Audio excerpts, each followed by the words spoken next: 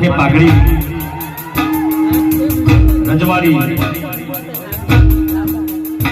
વર્ષો પહેલા આ ગીત મેં ગાયેલું છે 2004માં, ત્યારે મારી પિક્ચર પર નથી આવી એ વખતે ઠાકોર સમાજ માટે આ ગીત ગાયેલું, અને એ વખતે આપણો ઠાકોર સમાજ બહુ જ પાછળ હતો.